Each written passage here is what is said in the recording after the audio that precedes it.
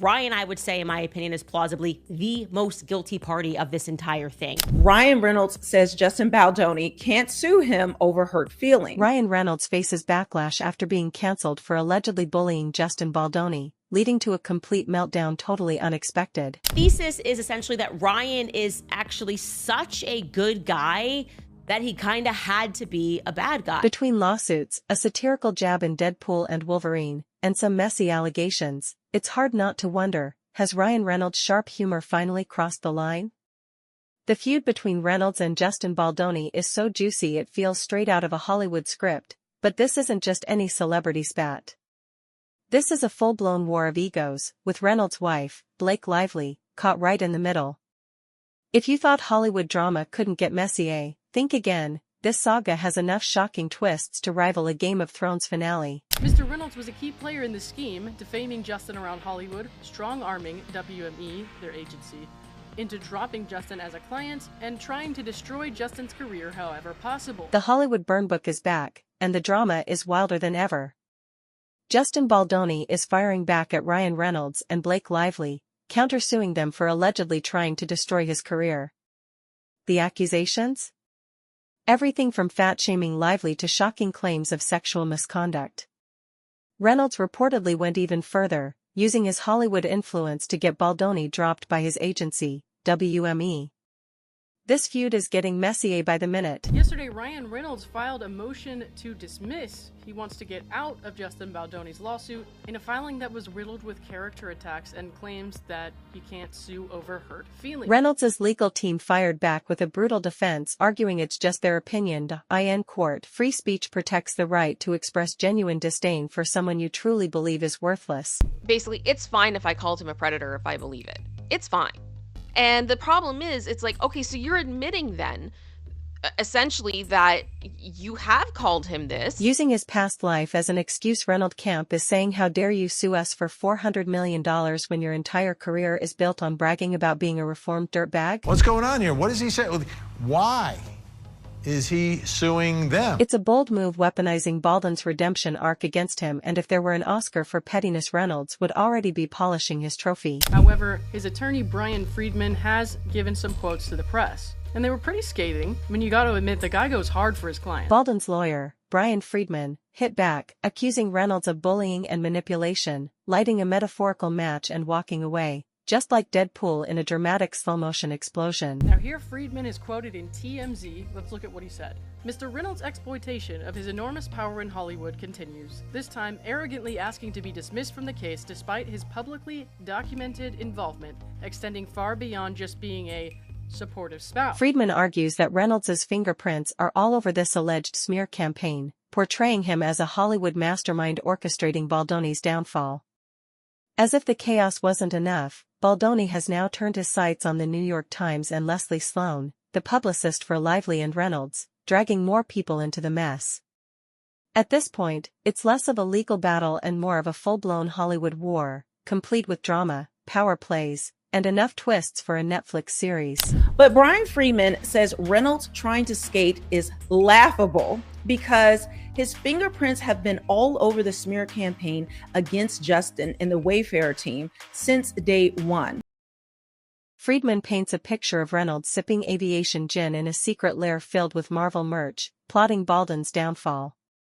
The same guy known for cracking jokes and promoting his businesses is now the villain in Baldwin's story. It's so over the top it feels like satire, but no, it's real, and the chaos keeps escalating by the minute. He adds, after lighting a match, Mr. Reynolds now seeks to run from the flames.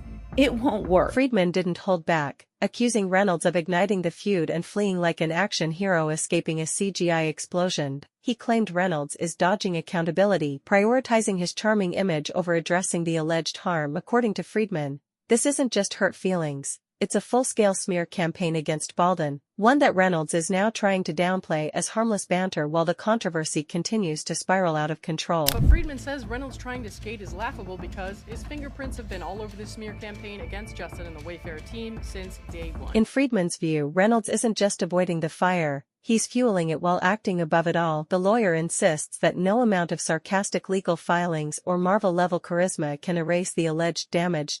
If Friedman has his way, Reynolds won't escape this drama unscathed now. Let's talk stakes. Ryan Reynolds, the king of snark, built an empire on razor-sharp wit and a devil-may-care attitude. His Deadpool franchise isn't just a hit, it's a shrine to his signature brand of irreverence, making this controversy all the more explosive. I want men, first of all, I want men to stop asking the question, why do women stay? Yeah. Right? I want men to take accountability. I want men to hold other men accountable. Then there's Justin Baldoni, the self-proclaimed woke feminist, known for directing socially conscious films like It Ends With Us on Paper. He and Reynolds couldn't be more different. One cracks jokes about chimichangas, the other gives TED Talks on masculinity, yet here we are, watching them clash in one of Hollywood's most bizarre feuds, a showdown no one saw coming but can't look away from.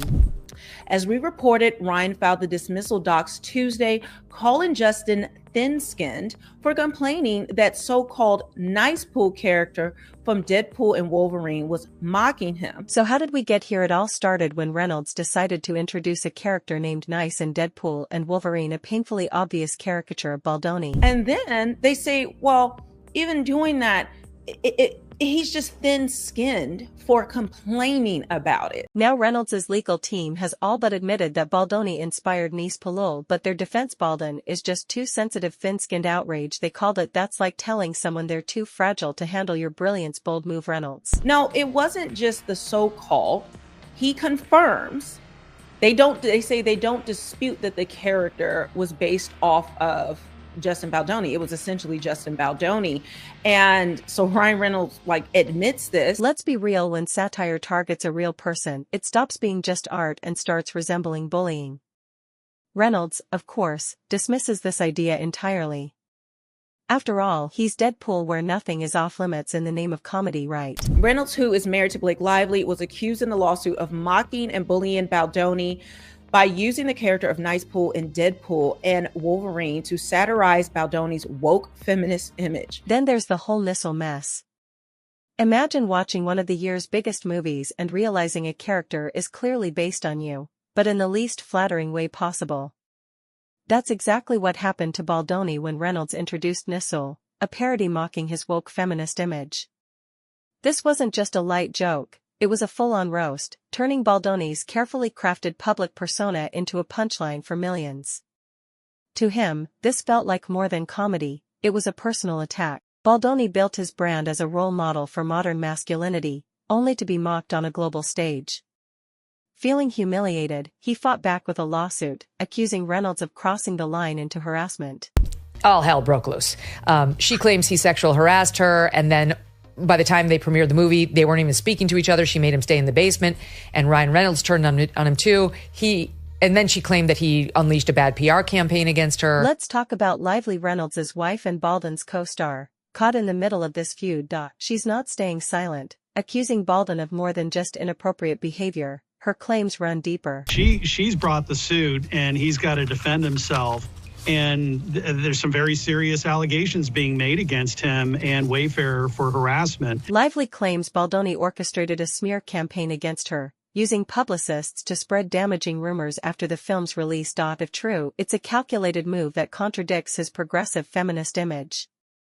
But here's the kicker: Reynolds' defense of Lively doesn't seem entirely selfless. Sure, he's standing by his wife, as any husband should, but in doing so, he's also strengthening his own case against Baldoni. Two birds, one stone, and the feud keeps escalating. That it was Ryan who had called this shot, that it was very obvious now that we know his brand of narcissism. I feel like we all deserve PhDs in psychology by the end of this. The public is now left to pick sides, and it's no easy choice. On one hand, there's Reynolds, the snarky anti-hero who built a career on roasting everyone. On the other, Baldoni, the earnest feminist now facing accusations of hypocrisy. And then there's Lively, whose allegations have added a whole new layer of complexity to this already chaotic feud. 100% Ryan was the one who put this line in here. Not SNL, not Tina Fey, not Blake Lively, but Ryan. Is Reynolds the villain here, using his platform to bully a fellow actor under the guise of comedy, or is Baldoni the one hiding behind a carefully curated image now exposed as the aggressor? They are pulling quotations from a 2017 article as the opening to everything. Let's get to the real fireworks: Blake Lively's shocking accusations against Justin Baldoni, a plot twist straight out of a thriller's third act. What seemed like a dispute over a parody character became something much bigger. Lively's claims turned a simmering feud into a full-blown explosion, and the fallout has been nothing short of spectacular. So negative press swirled around her during this whole, like a month, right?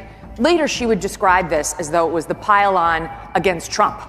Honestly, it's like most of us, especially in Republican politics or the news, this is called Tuesday for us. Here's the T. Blake Lively, queen of glam and sarcasm, just dropped a bombshell accusing Justin Baldoni of sexual harassment on the set of It Ends With Us. Yes, the same Baldoni who prides himself on being a feminist champion.